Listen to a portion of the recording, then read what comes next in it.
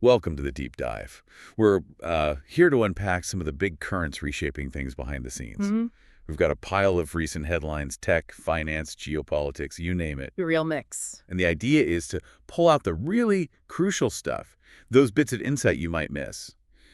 Basically, a shortcut to being properly informed Mhm. without, getting totally swamped. Exactly. And for you listening, the mission really is to help you connect these dots, see the patterns, understand what's really going on beneath the surface of all these different stories. See the hidden connections? Yeah, the architecture behind the news, if you like. Okay, let's jump right in. First theme, I think, is this sort of hidden fragility in all our connected systems is becoming really stark. Yeah, definitely. And here's something that really hits home.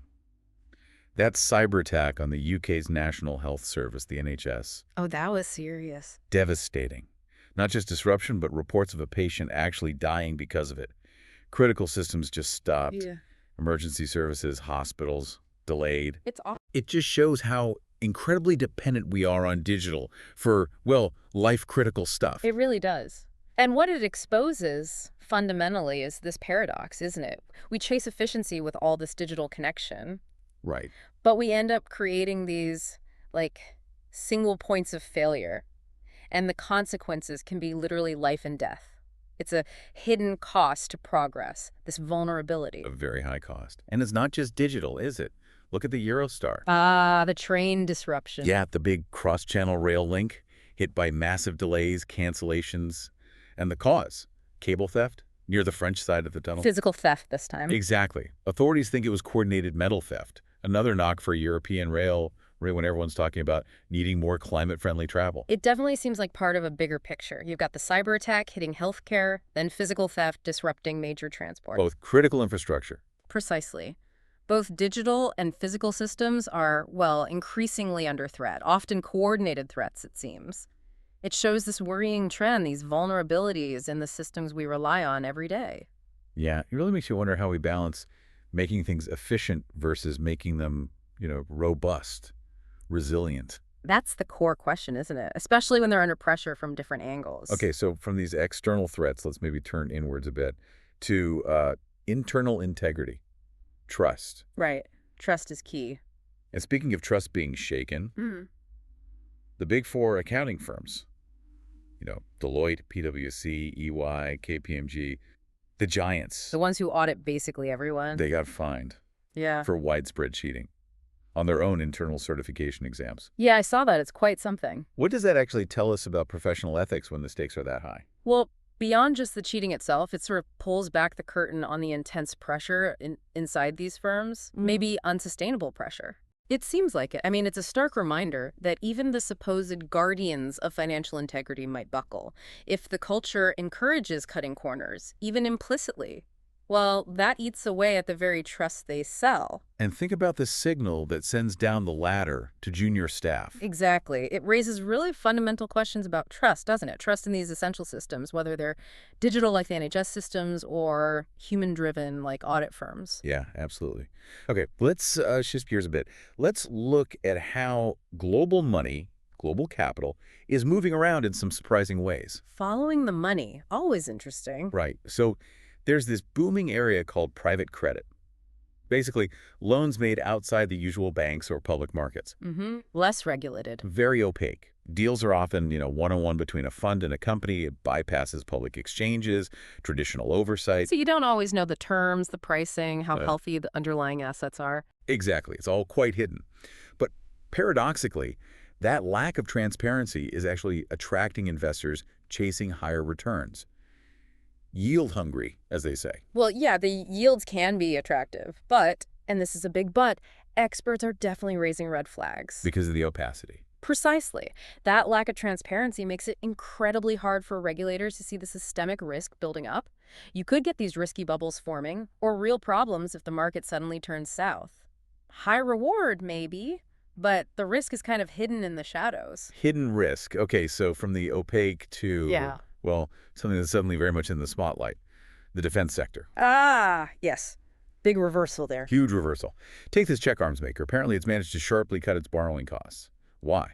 Because investors globally are suddenly pouring money into defense companies. It's quite the turnaround. Totally. With global tensions rising, these military contractors are now seen as safe, profitable bets. Just a few years ago, many funds wouldn't touch them for ethical reasons, ESG concerns and all that. It just shows how quickly geopolitics can reshape investment thinking, doesn't it? Ethics can become, well, flexible when security concerns dominate. Yeah, capital floods into sectors that were, frankly, shunned before. It redefines what safe or profitable even means. And it's a direct consequence of global instability reconfiguring financial flows. Sectors previously off limits are back in favor. And speaking of strategic moves with big money, look at the Qatar Investment Authority. One of the huge sovereign wealth funds. Exactly, state-owned funds managing national wealth. They've just teamed up with a Canadian asset manager, Fiera Capital, Okay, what's the plan? to co-invest in companies listed on the Qatari Stock Exchange. It's clearly a strategic push, right?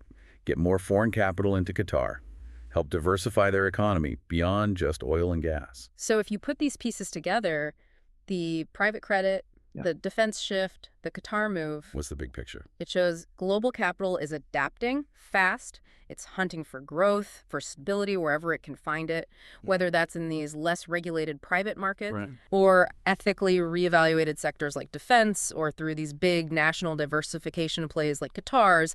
Money is moving, reshaping the financial map, defining where the next wave of wealth might be. Okay, let's pivot again. Corporate challenges, regulatory pressures. Tesla. The EV giant. Their sales in Europe down for the 5th month in a row. Ouch. What's driving that? Well, a few things it seems. More competition, definitely. Local players like VW, Stellantis, plus those aggressive Chinese EV makers coming in. Market's getting crowded.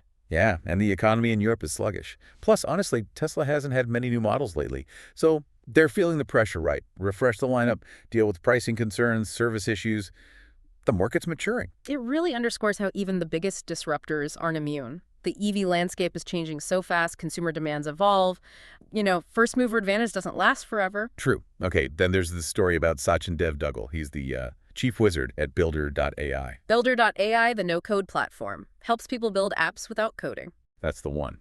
So he cashed out $20 million worth of his shares in the company. Right, which isn't illegal, of course. No, not illegal. But it always raises eyebrows, doesn't it? Especially before a big funding round or maybe an IPO. People start asking questions about, well, his confidence in the company's future. Yeah, the timing of these executive share sales always sends signals, intended or not. Investors try to read the tea leaves. Is the wizard seeing something we're not? Exactly. It fuels speculation. Is it just personal financial planning, or does it say something deeper about the company's prospects? And talking about big impacts, there's this potential regulatory bomb brewing in the U.S. What's that? A proposed ban on direct-to-consumer advertising for prescription drugs. Wow. The U.S. is one of the only places that allows that, right? Them and New Zealand. Exactly. It's been huge business for drug makers. Yeah. Billions in revenue. So a ban would be massive. Hugely disruptive. The pharma companies are obviously fighting it hard. They warn they'll stifle innovation, confuse patients who won't know about new treatments. But the other side, the public health argument. They see it as a major win.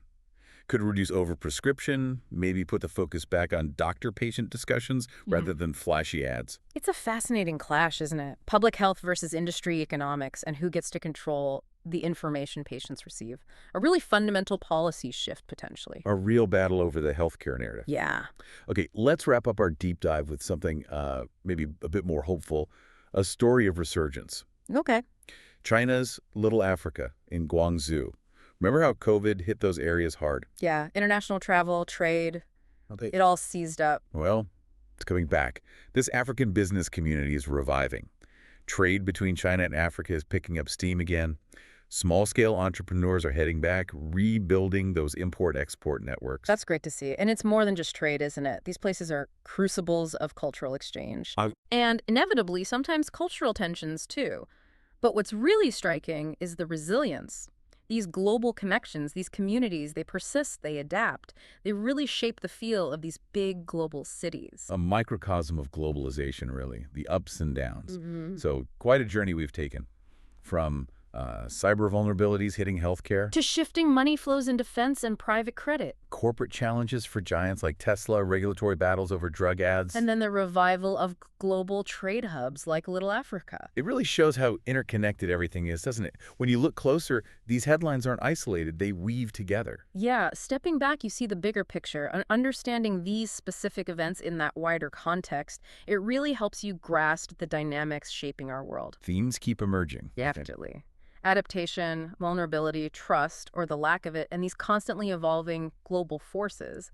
It's about how systems and people respond to pressure and find new opportunities. Right. So as you go about your day, maybe here's something to chew on. As we get more and more digitally dependent, especially for critical stuff, how do we really deal with the fragility that comes with that? That's the big question. And what role does transparency, ethical governance play in trying to build a future that's not just efficient, but actually resilient and trustworthy? Food for thought. Keep digging, keep asking questions. Keep being curious. Thanks for joining us on The Deep Dive.